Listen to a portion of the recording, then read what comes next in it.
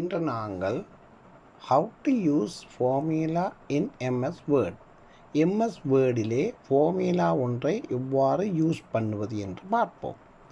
அதிகமான மாணவர்கள் வேர்டிலே ஒரு சார்ட்டை உருவாக்கிவிட்டு அதனை கூட்டுவதற்கு அல்லது அதனை சம் பண்ணுவதற்கு மிகவும் சிரமப்படுவதுண்டு.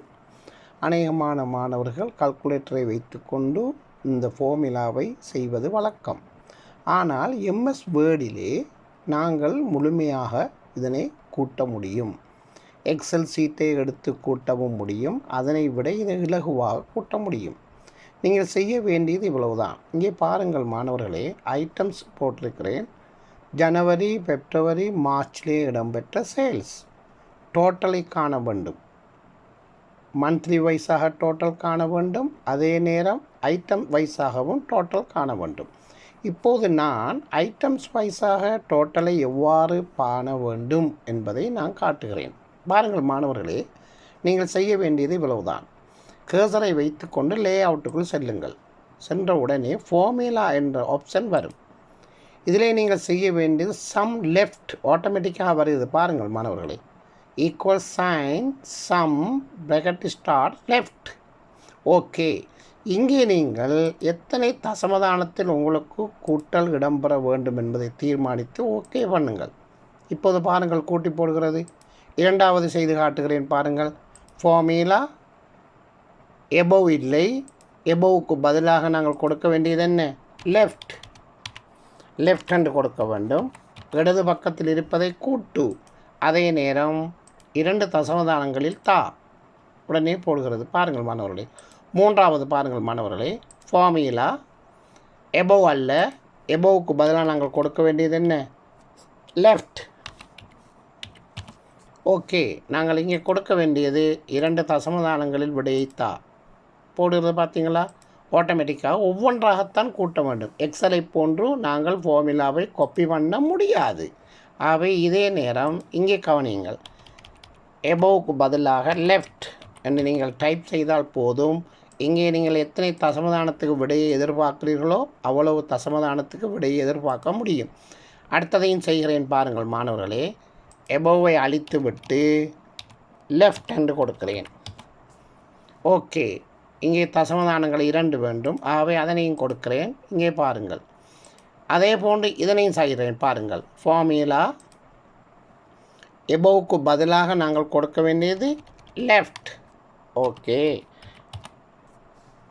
இங்கே 2 தசமதானங்களை செலக்ட் செய்ய வேண்டும். ஓகே, அதே போல் இதையும் நாங்கள் செய்வோம். ஃபார்முலா எபோவ் அல்ல, ஆகவே லெஃப்ட். ரைட்டாக இருந்தால் ரைட் என்று கொடுக்க வேண்டும். ஓகே, இது நான் தசமதானங்கள் கொடுக்கவில்லை. ஆகவே இவ்வாறு வந்திருக்கிறது. இங்கே கவனிங்கள் மாணவர்களே, இதையும் கூட்ட வேண்டும். அதாவது மந்த்லி வைஸாக கூட்ட வேண்டும். இப்போது நான் கூட்டப்பட்டது ஐட்டம்ஸ் வைஸாக கூட்டினேன். இப்போது நான் கூட்ட வேண்டும் எப்படி? மந்த்லி வைஸாக, அதாவது எபோவை கூட்ட வேண்டும்.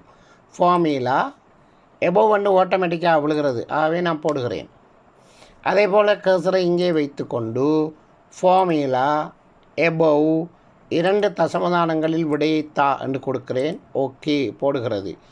இதனையும் போடுகிறேன். பாருங்கள், ஃபார்முலா எபோவ் இங்கே 2 தசமதானங்களில் ஓகே, இப்போது நாங்கள் சப்டோட்டலை கண்டுவிட்டோம்.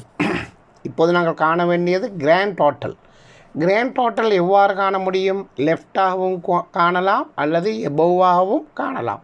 உங்களுக்கு எவ்வாறு தோன்றுகிறதோ அவ்வாறு நீங்கள் கூட்டினால் எபோவ் வந்து விழுகிறது. ஆகவே எபோவிலே நான் 2 தசமதானங்களை கேட்குறேன். ஆகவே இவ்வாறு கொடுத்து விட்டால் கிராண்ட் டோட்டல் சரியாக வரும். இதனை நீங்கள் சுட்டி காட்ட முடியும். இது கிராண்ட் டோட்டல். அன்புள்ள மாணவர்களே, நிறைய மாணவர்கள், நிறைய ஆஃபீஸர்ஸ், நிறைய டீச்சர்ஸ்மார் இவ்வாறு ஒரு சார்ட் ஒன்றை போட்டுவிட்டு கால்குலேட்டரை தேடிக்கொண்டு கால்குலேட்டரை கண்டு தான் வேர்டிலே கூட்டுவார்கள். அதை செய்ய தேவையில்லை. இங்கே எவரேஜை காணலாம். இங்கே பாருங்கள் மாணவர்களே, நீங்கள் இங்கே கர்சரை வைத்துக்கொண்டு லே அவுட்டினூடாக ஃபார்முலாவை செலக்ட் செய்யும்போது இங்கே வரும் சம் எபோவ். இங்கே ஃபங்க்ஷன் இருக்கிறது பாருங்கள், and, average, count. defined false if integer. இவ்வாறான கால்குலேஷன்களையும் இதிலே செய்யலாம். ஆகவே மாணவர்களே, நீங்கள் ஒன்றை நினைத்து கொள்ள வேண்டும்.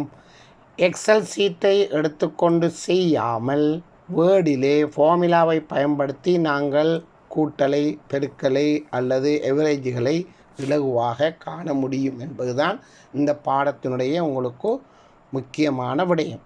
How to use formula in MS Word.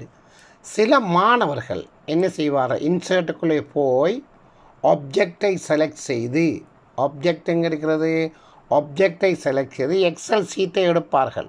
XL சீட்டின் ஊடாக கூட்டுவார்கள், கழிப்பார்கள், எல்லாம் செய்வார்கள். அதனை விட இது இலகுவான ஒன்றாக நான் கருதுகிறேன்.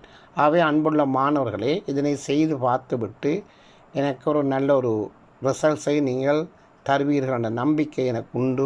அநேகமான மாணவர்கள் கேட்பதுண்டு, வேர்டிலே எவ்வாறு கூட்டலாம், வேர்டிலே எவ்வாறு கூட்ட முடியும், எவ்வாறு சராசரி காண முடியும், எவ்வாறு கவுண்ட் பண்ண முடியும் என்று கேட்பார்கள். இப்போ நான் காட்டினது லெஃப்ட் சைட்டில் கூட்டுவது எப்படி, எபோவ் மேலே கூட்டுவது எப்படி, 2 தசமதானங்களில் விழுவது எப்படி என்பதை உங்களுக்கு காட்டியிருக்கிறேன். கிராண்ட் டோட்டல் காட்டியிருக்கிறேன், சப் டோட்டலையும் காட்டியிருக்கிறேன்.